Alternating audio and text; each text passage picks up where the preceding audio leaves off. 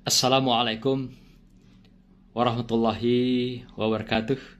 Saudara, kembali kita membahas tentang pengetahuan ilmu. Dalam konteks ini kita membahas tentang metodologi penelitian yang merupakan salah satu bagian daripada proposal penelitian kita. Metodologi penelitian ada yang kita temukan pada bab 3, ada juga pada bab 1 pada proposal penelitian kita masing-masing. Metodologi penelitian memegang peran yang sangat penting dalam sebuah penelitian. Dia merupakan sebuah cabang ilmu yang dikenal dengan epistemologis di dalam filsafat ilmu. Maka kalau bicara epistemologis adalah bicara tentang aspek kebagaimanaan. Aspek kebagaimanaan adalah hal-hal yang berkenaan dengan bagaimana kita melakukan penelitian sebuah karya ilmiah atau metodologi penelitian ilmiah dengan sebuah paradigma keilmuan, sehingga dengan epistemologis ini pada akhirnya nanti seorang ilmuwan, pakar atau ahli akan melahirkan sebuah teori atau ilmu pengetahuan yang baru. Jadi epistemologis dengan kata lain adalah metode bagaimana seseorang ilmuwan di dalam melakukan risetnya atau penelitian untuk melahirkan sebuah ilmu pengetahuan. Memulai materi kita ini, kita awali dengan pertanyaan besar, yaitu bagaimana membingkai metodologi penelitian pada sebuah proposal yang baik. Nah, pertanyaan ini tentu kita jawab nanti secara epistemologis dalam pembahasan ini. Pada akhirnya kita inginkan saudara semua bisa membingkai metodologi ini dengan baik dalam proposal penelitiannya. Saudara, kita perlu pahami dulu bagaimana sebuah prosedur penelitian di dalam pandangan epistemologis ini atau metodologi penelitian ini. Yaitu ada 4 rangkaian yang merupakan saling keterkaitan satu dengan yang lain. Artinya dari 4 hal ini tidak bisa ditinggalkan dalam sebuah penelitian. Walaupun ada para pihak yang memberikan beberapa rangkaian yang berbeda lebih dari 4 hal ini. Tapi saya melihat bahwa 4 hal inilah yang memang harus ada di dalam sebuah prosedur penelitian ilmiah. Baik itu yang kita bingkai di dalam proposal penelitian, demikian juga nanti dalam laporan-laporan penelitian. Apakah berupa skripsi, tesis, dan atau juga disertasi. Yang pertama adalah rencana penelitian. Nah, rencana penelitian ini biasanya kita awali dari desain proposal. Dari proposal mulai dari merumuskan judul, merumuskan rencana penelitian kita, sampailah pada akhirnya nanti apa yang kita lakukan dalam kegiatan-kegiatan ending daripada sebuah kegiatan penelitian ilmiah. Itu tertuang di dalam sebuah proposal. Maka itu dikenal dengan desain proposal penelitian. Yang kedua adalah pelaksanaan penelitian. Nah, pelaksanaan penelitian ini adalah kegiatan kita, yaitu mengumpulkan data. Apakah penelitian kuantitatif atau kualitatif. Kemudian yang ketiga adalah pelaporan. Pelaporan itu ada nanti analisis data yang terkait dengan analisis data itu dalam penelitian kuantitatif menggunakan statistik atau juga berbasis komputer, dibantu secara teknologi informasi atau teknologi berbasis data. Kemudian yang kedua dalam penelitian kualitatif nanti laksanakan berbagai kegiatan pelaporan ini adalah dengan triangulasi. Itu yang populer dilakukan dalam penelitian kualitatif.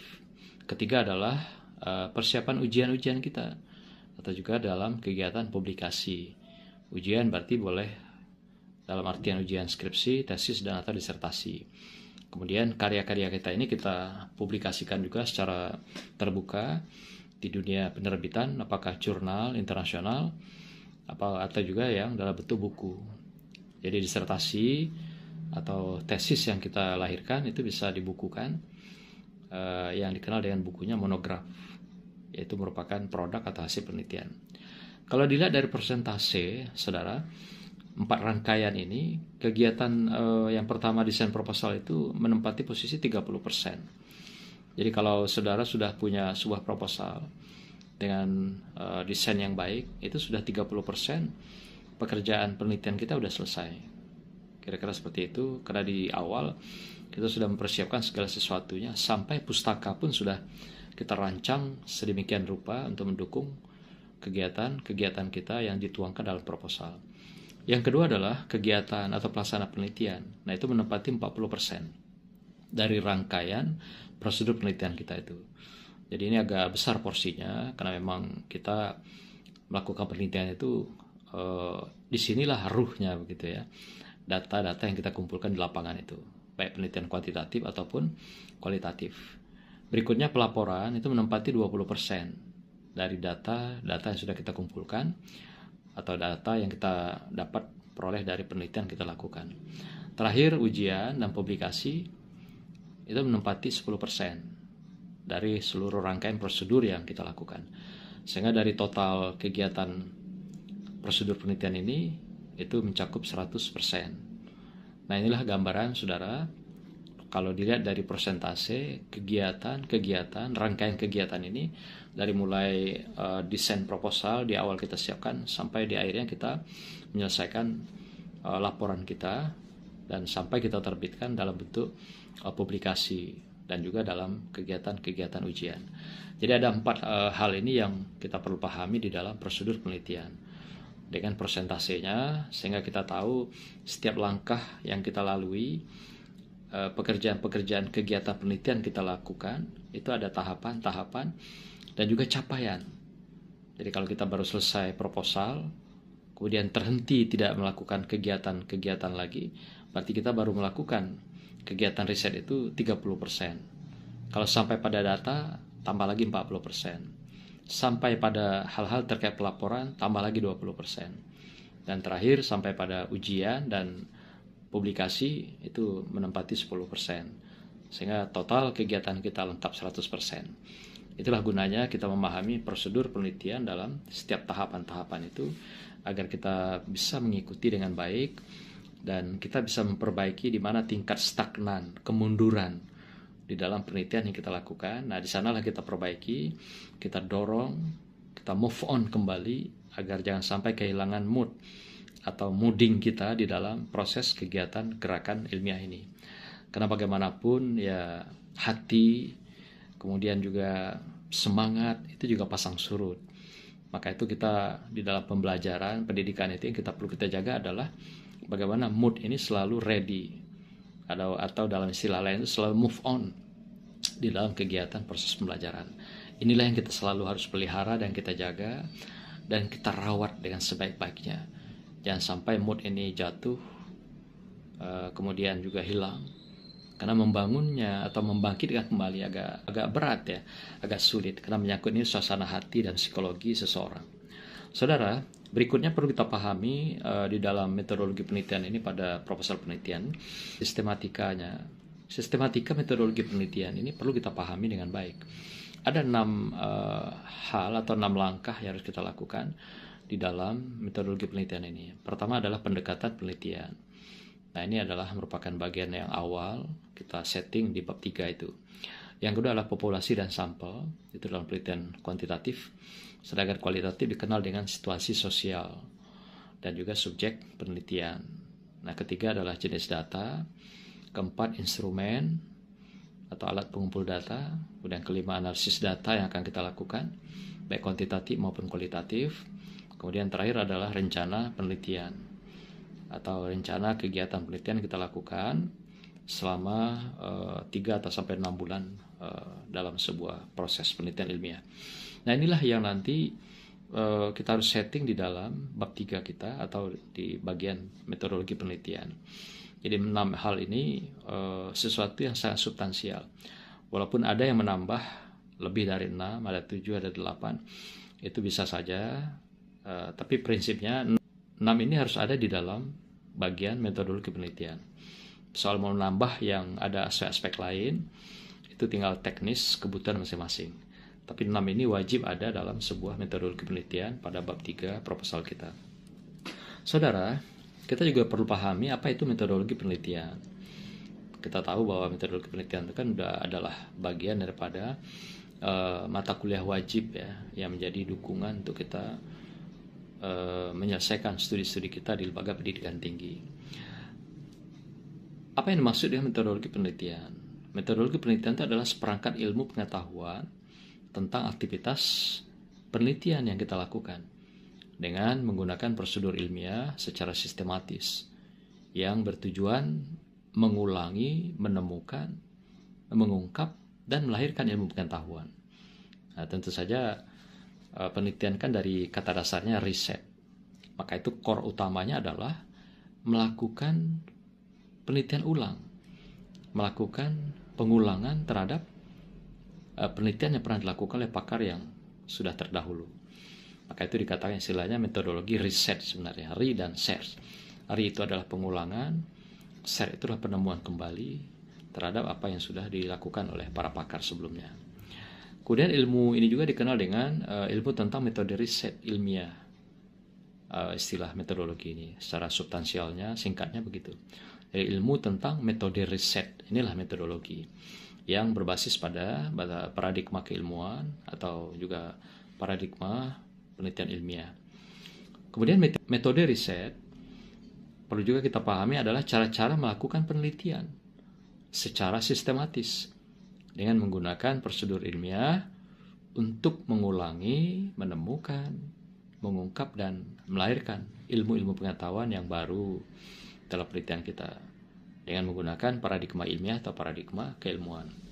Nah, itulah bedanya. Kalau tadi metodologi penelitian itu adalah ilmu tentang metode riset, sedangkan metode riset sendiri adalah cara-cara yang lebih teknis yang menggunakan prosedur yang juga secara sistematis. Nah, inilah yang kita pahami perspektif daripada metodologi penelitian dan metode penelitian atau metode riset. Saudara, berikutnya adalah pendekatan penelitian. Apa saja substansi dalam pendekatan penelitian itu yang merupakan turunan dari metodologi penelitian bab 3 itu? Yang pertama, strategi kita adalah memilih jenis penelitian. Apakah penelitiannya jenis korelasi, analisis jalur, eksperimen, R&D, PTK, atau juga dalam penelitian kualitatif ada deskriptif, penelitian kasus, etnografis, dan fenomenologis. Itu tergantung pilihan kita semua. Mana yang lebih mendekat dengan judul kita, sesuai dengan kebutuhan. Dan juga sesuai dengan landasan teori, dukungan teori yang kita gunakan dalam metodologi penelitian. Yang kedua, deskripsikan konsep jenis penelitian yang kita pilih. Misalnya kita memilih penelitian korelasi. Kita ambil pengertiannya, konsepnya, definisinya dari para pakar. Apa yang dimaksud dengan penelitian korelasi. Demikian juga penelitian analisis jalur. Nah, ini perlu dideskripsikan dulu agar kita paham apa yang dimaksud dengan penelitian korelasi dan analisis jalur itu. Sehingga dari konsep yang jelas, dari pengertiannya, demikian juga asumsi-asumsi yang diberikan oleh para pakar, kita bisa memahami dari awal hakikat penelitian daripada jenis penelitian yang kita pilih. Apakah jenis korelasi yang kuantitatif, atau analisis jalur, dan atau deskriptif kualitatif dalam penelitian kualitatif, atau penelitian kasus, atau juga etnografis. Nah, itu tergantung pilihan kita semua. Jadi maka aspek kedua, deskripsikan konsep-konsep jenis penelitian yang kita pilih, dan juga kita uraikan bagaimana cara kerjanya dari jenis penelitian itu. Misalnya penelitian korelasi, cara kerjanya bagaimana? Atau pet analisis, cara kerjanya seperti apa? Atau penelitian kasus yang kita pilih. Nah, cara kerja yang diberikan oleh pakar seperti apa? Jadi kita masih mengutip pendapat pakar. Maka itu kita namakan kepala judul dari bab ini adalah metodologi. Jadi metode dan logos. Jadi ada ilmu-ilmu yang kita harus masih kutip dari para ahli, itu menandakan bahwa dia masih dalam perspektif metodologi. Karena ini masih dalam konteks konsep gitu. Nah, maka itu di sini perlu diurai nanti bagaimana teknik kerja daripada jenis penelitian yang kita pilih. Terjelas diungkap di dalam pendekatan penelitian. Bagian ketiga, deskripsikan mengapa jenis penelitian ini kita pilih. Nah, ini alasan kita ya. Kita memilih misalnya jenis penelitian korelasi. Mengapa? Apa yang menjadi latar atau melatari daripada pilihan-pilihan jenis ini? Atau misalnya kita memilih penelitian kualitatif dengan jenisnya adalah katakan etnografi, penelitian yang berbasis budaya masyarakat. Mengapa ini yang kita pilih? Atau juga pilihan lain atau juga pilihan lain seperti kasus misalnya, atau juga deskripsi kualitatif. Jadi setiap apapun jenis yang kita pilih ada dasarnya. Nah, dasar itu kita rujuk pada juga para ahli. Jadi mengapa kita memilih korelasi? Karena kesesuaian dengan judul kita, landasan tema dan variabel kita, dan juga teori kita. Nah, itu yang melandasi. Maka itu ahli nanti mengatakan alasan-alasan itu secara rasionalitas dan juga secara akademis. Jadi alasan-alasan itu kita jadikan sandaran dasar untuk mengungkap mengapa jenis penelitian ini kita pilih. Yang berikutnya populasi dan sampel. Saudara, populasi dan sampel itu lebih populer dalam penelitian kuantitatif, yaitu di mana populasi adalah keseluruhan komunitas yang menjadi objek penelitian kita. Kemudian sampel adalah sebagian dari komunitas populasi yang dijadikan target atau sasaran penelitian kita. Nah, sampel biasa itu ditetapkan bisa dengan persentase. Kalau jumlahnya besar, atau juga dengan menggunakan rumus Slopin, ya, nanti juga keluarnya persentase kalau jumlahnya besar.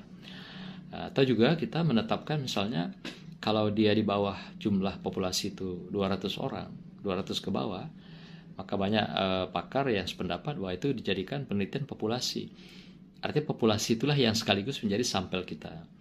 Itu banyak sekali nanti kita temukan dalam penelitian korelasi dengan sampel di bawah 200 orang. Prinsipnya di dalam penelitian kuantitatif itu ada dua tahapan. Tahapan pertama adalah tahap kita menetapkan sampel untuk uji coba. Itu biasanya yang bagus itu yang baik adalah 30-40 orang. Nah, sisanya adalah 2 atau 3 kali lipatnya adalah untuk data penelitian. Nah, biasanya begitu. Jadi kalau penelitian kita dengan jumlah populasi 200 ke bawah atau 150, ya cukup dengan penelitian itu dengan populasi dan sampel sekaligus. Jadi penelitian populasi istilahnya itu. Jadi dia ambil 30 untuk uji coba, untuk membuktikan validitas dan reliabilitas daripada instrumen kita. Sisanya dijadikan adalah populasi sampel penelitian kita. Jadi tidak diulangi lagi mana yang sudah jadi sampel uji coba dengan sampel penelitian. Jadi dua tahapan yang berbeda. Nah, itu di dalam penelitian kuantitatif. Kemudian dalam penelitian kualitatif kita mengenal istilahnya situasi sosial dan subjek penelitian. Situasi sosial adalah sama dengan populasi, yaitu menjadi lokasi atau suatu komunitas yang menjadi penelitian kita. Sementara subjek adalah pelaku. Nah, pelaku yang menjadi informan dalam penelitian kita dalam sebuah komunitas sosial atau di dalam situasi sosial. Jadi itu bedanya yang kita kenal dengan kuantitatif tadi. Kalau sampel itu merupakan turunan daripada sebuah populasi. Sedangkan di sini bedanya di situ. Jadi kalau situasi sosial itu adalah lokasi penelitian kita. Kemudian di dalam lokasi itu ada subjek. Subjek itu adalah para pelaku atau juga mereka yang nanti kita mintai informasi di dalam penelitian kita. Nah, di sini pun nanti ada yang namanya key informant. Selain informan yang kita ambil dalam komunitas, key informant adalah informan kunci, orang yang dianggap paling tua, paling senior, paling lama, paling mengetahui, paling berpengalaman, apa saja yang terkait dengan pokoknya semuanya serba paling. Itulah yang dijadikan key informant di dalam sebuah situasi sosial, yang mana key informant ini nanti menjadi orang yang kita jadikan untuk melakukan verifikasi akhir atau triangulasi dengan sumber yang berasal dari informan dalam sebuah situasi sosial. Tapi orang yang di sini kita tunjuk adalah orang yang dituakan, orang yang berpengalaman dari segala hal, atau juga orang yang lebih mengetahui dalam segala hal di dalam situasi sosial. Kemudian subjek ditetapkan kalau dalam penelitian kualitatif itu dia tidak mengenal istilah kayak sampling gitu, tapi dia lebih pada banyak yang menggunakan dengan pola snowball. Jadi snowball ini nanti artinya lebih pada snowball data. Jadi data itu bergulir seperti bola salju sampai dia jenuh. Tidak ada lagi info atau informasi yang kita butuhkan di dalam penelitian kita. Dia sudah ketemu istilah meaningful, makna yang sesungguhnya, atau istilah Weber itu Verstehen. Sudah ketemu sebuah makna yang sesungguhnya di balik tindakan perilaku seseorang. Nah, kalau sudah ketemu jawaban yang benar dari sebuah kegiatan sosial subjek, dan apa makna dia melakukan berbagai tindakan-tindakan itu sudah selesai. Maka itu dikenal di sini istilahnya sampai pada jenuh data. Nggak ada lagi data itu yang diambil yang dibutuhkan, karena sudah terjawab semua sesuai dengan problem yang sudah kita rumuskan di awal, dan data itu sudah mendukung, menjawab daripada problem yang kita rumuskan itu. Nah, inilah pada akhirnya perjalanan dari sebuah penelitian kualitatif. Jadi kita tidak mengenal di sini istilah populasi dan sampel, tapi kita mengenal istilah situasi sosial dan subjek penelitian. Inilah yang populer di dalam penelitian kualitatif. Ya. Berikutnya, jenis data. Saudara, jenis data penelitian itu ada 3 macam yang kita kenal secara populer dalam penelitian sosial. Pertama adalah data primer. Data primer ini dikenal juga dengan grand data, data utama yang kita jadikan sandaran dalam penelitian kita, yang menjawab semua problematika atau rumusan masalah yang kita sudah rancang di bab 1. Nah, data ini biasanya diambil secara langsung dari tangan pertama. Nah, kalau data penelitian kuantitatif kita sebarkan melalui angket atau juga melalui kuesioner atau juga dengan menggunakan observasi atau tes. Itu langsung dari tangan pertama. Jadi artinya kalau kita melakukan penelitian di sini adalah penelitiannya adalah langsung dengan para responden kita. Responden orang yang mau ngisi atau memberikan informasi pada kita berdasarkan angket, berdasarkan berbagai kuesioner atau juga tes, dan merekalah yang kita butuhkan dalam memberikan beragam variasi informasi yang kita butuhkan dalam penelitian kita. Jadi data ini intinya adalah diperoleh dari tangan pertama yang dilakukan oleh seorang peneliti. Yang kedua adalah data sekunder. Data sekunder ini adalah merupakan data dukung yang boleh diambil pada pendukung penelitian lainnya, apakah melalui wawancara atau juga tambahan-tambahan dalam bentuk kuesioner tadi ya. Nah, ini boleh dilakukan untuk penelitian-penelitian yang kita lakukan. Kalau dalam penelitian kualitatif, data utamanya adalah dengan observasi. Data dukungnya bagaimana? Bisa dengan wawancara dan dokumentasi. Kalau kuantitatif, dia menggunakan angket atau tes atau juga observasi. Nah, data dukungnya apa? Bisa diperkuat dengan hal-hal yang terkait dengan dokumentasi juga yang kita lakukan dalam penelitian kita, atau juga dengan melalui wawancara. Itu data dukungnya. Nah, ada lagi data yang memang juga kadang digunakan, yaitu data tersier. Data tersier ini adalah data pelengkap. Namun demikian, kalau dalam penelitian itu kalau sudah cukup data primer dan sekunder itu sebenarnya sudah memadai. Tapi kalau masih ada data-data dukung lainnya seperti gambar, grafik, kemudian laporan-laporan yang katakanlah dapat melengkapi daripada keutuhan data kita, maka itu disilakan dengan data tersier. Memang agak jarang digunakan data tersier ini. Yang lebih populer adalah data primer dan data sekunder gitu. Namun demikian, ada peneliti yang mencoba menggunakan data pelengkap ini. Saudara, bagaimana teknik kita mengumpulkan data? Atau dikenal dengan instrumen penelitian yang kita gunakan dalam sebuah penelitian kita. Nah, dalam penelitian kuantitatif, kita menggunakan beberapa di antaranya, yaitu angket. Angket itu adalah merupakan statement-statement atau pernyataan-pernyataan yang kita buat, apakah dengan skala Likert dan sejenisnya, atau skala Gottman misalnya ya. Banyak skala yang ada di dalam penelitian kuantitatif. Itu boleh digunakan. Tapi modelnya adalah statement atau pernyataan. Nah, kemudian model kedua adalah kuesioner. Kuesionernya dalam bentuk pertanyaan. Nah, berbeda dengan angket. Kalau angket pernyataan, di sini pertanyaan. Demikian juga tes, juga dalam bentuk pertanyaan, dalam berbentuk opsi-opsi ya. Nah, terakhir adalah model observasi. Observasi itu melihat alternatif-alternatif jawaban terkait dengan situasi-situasi, kondisi daripada populasi dan sampel yang kita teliti. Itu adalah observasi. Ini juga melibatkan seorang peneliti secara langsung dalam sebuah populasi dan sampel. Kemudian dalam penelitian kualitatif, instrumen penelitian itu lebih sederhana, dia menggunakan 3 saja. Karena dalam penelitian kualitatif itu peneliti sendiri adalah instrumen, alat pengumpul data atau instrumen pengumpul data. Nah, maka itu karena instrumen utamanya adalah peneliti sendiri, maka instrumen ini adalah merupakan pendukung daripada pelaksanaan penelitian dalam kualitatif. Di antaranya apa yang kita gunakan yaitu panduan observasi. Nah, istilahnya memang panduan karena dia membantu peneliti untuk mendapatkan informasi di lapangan. Demikian juga yang kedua adalah panduan wawancara, juga panduan namanya. Jadi seorang peneliti dia bisa saja wawancara lepas atau tadi observasi secara lepas untuk mendapatkan sejumlah informasi sampai dijenuh data dengan berdalam-dalam atau secara elaboratif. Nah, ketiga juga adalah panduan untuk mendapatkan data dokumentasi. Jadi tiganya saja dalam penelitian kualitatif yang berulang-ulang dilakukan oleh seorang peneliti. Panduan observasi, panduan wawancara, dan panduan untuk mendapatkan data dokumentasi. Jadi istilah panduan itu menunjukkan bahwa dalam penelitian kualitatif bahwa instrumen utama itu adalah peneliti sendiri. Jadi apapun yang dalam bentuk narasi terurai ini adalah lebih pada panduan, guidance untuk seorang peneliti mendapatkan data-data atau informasi yang mereka butuhkan terkait dengan penelitian mereka di lapangan. Saudara, yang berikutnya adalah analisis data penelitian. Analisis data penelitian tetap kita melihat dari dua perspektif ya. Dari sisi penelitian kuantitatif, nanti apakah analisis datanya kita seperti penelitian jenis korelasi, analisis jalur, dan eksperimen.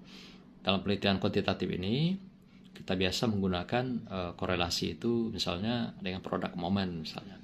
Atau juga kalau untuk yang melihatnya secara jamak itu dari perspektif regresi atau juga multivariat. Nah, ini juga sudah berlaku umum di dalam penelitian kuantitatif. Nah, itu sudah ada paketnya itu. Jadi nggak perlu kita urai secara detail, nanti lihat saja bahwa paket untuk penelitian korelasi itu sudah ada. Demikian juga analisis jalur, eksperimen, dan sebagainya. Nah, yang kedua model penelitian analisis data penelitian kualitatif. Kualitatif itu mengandalkan analisis datanya pada triangulasi dengan cara melakukan berbagai verifikasi pada sumber dalam sebuah penelitian. Jadi triangulasi inilah yang menjadi kekuatan dalam penelitian kualitatif. Untuk juga kita pahami bahwa dalam penelitian kualitatif kita tentu punya gaya dan juga cara tersendiri dalam analisis data ini. Jadi analisis data itu dia bisa di awal, di tengah, sampai ke akhir. Atau istilahnya di sepanjang penelitian itu boleh lakukan analisis data. Karena mereka sifatnya itu cari data, informasi, lakukan analisis. Cari data, lakukan analisis. Jadi proses itu berlangsung sepanjang penelitian kita lakukan. Ini kekhasan penelitian kualitatif. Beda dan dalam kuantitatif. Kuantitatif kita kumpulkan data dulu, misal melalui angket, tes, dan juga melalui observasi. Nah, tapi setelah data terkumpul, barulah kita bisa melakukan analisis data. Jadi kalau sepanjang penelitian tidak bisa. Karena penelitian kuantitatif itu dia penelitian yang kita ambil datanya adalah yang sudah berlalu, yang sudah berlangsung. Sedangkan penelitian kualitatif adalah dia sedang berlangsung. Penelitian yang live gitu ya, yang artinya yang sedang terjadi. Maka itu analisis itu bisa dilakukan di awal, di tengah, sampai di akhir. Jadi sepanjang proses penelitian kualitatif, analisis data berlangsung atau dilakukan oleh seorang peneliti. Jadi dalam penelitian kualitatif itu boleh dikatakan analisis data itu berlangsung sepanjang penelitian. Itu kekhasan daripada penelitian kualitatif. Karena data itu juga memperolehnya tidak sekaligus, dia bertahap. Tahapan-tahapan itulah yang menjadikan data itu juga panjang dan juga banyak, dan itulah yang diverifikasi selalu dengan triangulasi. Nah, kita melihat misalnya triangulasi itu yang berlaku dalam penelitian kualitatif itu ada 4 hal ya. Kalau datanya ada 3, maka terkenal dengan istilah triangle ya. Apa yang triangle itu adalah observasi, wawancara, dan dokumentasi. Kemudian dilakukan verifikasi data itu, triangulasi dengan teori. Dalam konteks ini kita perlu tahu bahwa data yang utama dalam penelitian kualitatif itu dari mana? Adalah data observasi atau istilah participan observation itu ya. Atau istilah observasi terlibat. Itu buku yang terkenal itu seperti misalnya ditulis oleh Spreadley. Itu dia menggunakan participan observation atau observasi terlibat. Di mana di sana menemukan berbagai makna-makna, menggunakan berbagai domain. Nah, ini menggunakan cara-cara tersendiri yang dilakukan terlibat langsung dengan situasi sosial. Ya tentu waktunya agak relatif lama. Jadi bukan datang 1, 2, 3 kali, kemudian selesai, pasti kita akan tertipu dengan data atau keaslian data yang ada di lapangan. Maka dengan partisipasi terlibatlah kita bisa menemukan makna yang sebenarnya ketika kita melakukan penelitian di dalam kualitatif ini. Jadi observasi ini menjadi data utama, data dukung. Maka itu menempati 40% penelitian kualitatif itu didominasi oleh data observasi. Nah, kemudian didukung oleh data yang lain, triangulasi yang lain, yaitu wawancara 20%, dokumentasi 20%. Nah, pada akhirnya verifikasi dilakukan dengan teori untuk mengecek bagaimana kesesuaian, perbedaan, kesenjangan antara teori-teori yang kita gunakan dengan fakta-fakta empirik di lapangan. Itu 20%. Sehingga total data keseluruhan itu jadi 100%. Jadi ingat bahwa penelitian kualitatif data utamanya adalah data observasi, bukan wawancara, bukan juga dokumen. Nah, yang lain itu adalah data-data pendukung untuk penelitian kita. Karena banyak yang keliru memahami bahwa mereka melakukan wawancara sebanyak-banyaknya. Dan itulah yang dilaporkan dalam laporan penelitian. Keliru itu. Karena wawancara itu kan terkait juga dengan kinerja, performan. Kalau ketika diwawancara, orang ditanya tentang kinerja mereka, pasti mereka nggak mau membuka kekurangan, kelemahan, dan aib mereka. Pasti semuanya akan dijawab baik, bagus, unggul, profesional, berkualitas. Itu saja bahasa yang akan diungkapkan. Tapi dengan observasi kita merasakan langsung, melihat sendiri, mengalami apa yang memang terjadi di lapangan saat itu, yang secara langsung kita alami di situasi sosial itu. Maka mereka tidak bisa berbohong. Mereka tidak bisa mengatakan fakta yang sebenarnya, tapi dibelokkan menjadi fakta fiktif atau kebohongan-kebohongan yang terkait dengan pribadi-pribadi mereka. Nah, disinilah seorang peneliti kualitatif ditagih agar berdalam-dalam, elaboratif, dan melakukan observasi secara langsung. Maka itu ada yang mengatakan penelitian kualitatif itu relatif agak lebih lama dibanding penelitian kuantitatif. Kita mencari, menemukan makna yang sesungguhnya, persetehan dari situasi sosial di mana kita melakukan penelitian. Saudara, berikutnya adalah rencana penelitian. Ini adalah bagian akhir dari metodologi penelitian kita. Nah, rencana penelitian ini menyangkut rencana-rencana kegiatan penelitian yang kita lakukan selama di lapangan, selama dalam situasi sosial atau dalam penelitian kita. Nah, kita biasanya bikin ada metrik ya. Metrik itu menyangkut tentang rencana-rencana apa yang kita lakukan. Setidaknya ada 4 rangkaian rencana di dalam kegiatan kita itu. Mulai dari start desain proposal, kemudian proses penelitian, sampailah ujian dan publikasi. Nah, di antaranya adalah pertama kita menyiapkan desain proposal. Misalnya berapa lama? 1 bulan. Mulai dari pembuatan, penyusunan, pengajuan, sampailah seminar-seminar misalnya begitu. Kedua adalah kegiatan penelitiannya langsung atau proses. Bisa berjalan selama 3 bulan. Nah, itu apa kegiatan kita lakukan? Kegiatan kita lakukan adalah pengumpulan data. Kalau dalam kualitatif tadi, ini juga sekaligus kita melakukan analisis data. Tapi kalau kuantitatif, data dikumpul dulu, baru kita analisis. Yang ketiga, yang paling pokok adalah pelaporan. Pelaporan juga biasanya berjalan sekitar 2-3 bulan. Membuat disertasinya itu tesis atau skripsi kita. Nah, terakhir adalah bagian yang penting, ujian. Jadi ending daripada karya ilmiah kita itu pastilah ujian. Nah, ujian inilah yang biasanya menunggu waktu atau juga kesempatan untuk antrian, biasanya begitu. Nah, ujian-ujian ini juga endingnya nanti adalah hasilnya adalah dalam bentuk publikasi dan juga penerbitan, apakah jurnal atau buku-buku. Nah, tapi sampai kepada pintu ujian ini itu adalah merupakan bagian akhir daripada perjalanan karya ilmiah kita atau dalam bentuk penelitian akademis ini. Tentu saja 4 kegiatan ini kita rancanglah sesuai dengan kebutuhan kita di lapangan. Sampai pada akhirnya kita melahirkan karya ilmiah ini dengan baik dan siap diuji untuk dapat gelar sarjana, magister atau doktor di dalam proses akademik kita. Nah, inilah saudara beberapa hal yang penting saya kira bagian daripada bagian daripada bab 3 disertasi kita, tesis atau skripsi. Karena ini merupakan bagian utama untuk mengungkap epistemologis, bagaimana kita memperoleh, mendapatkan, menganalisis, sampai kita membuat sebuah laporan penelitian ilmiah yang baik. Itu dikenal dengan metodologi penelitian.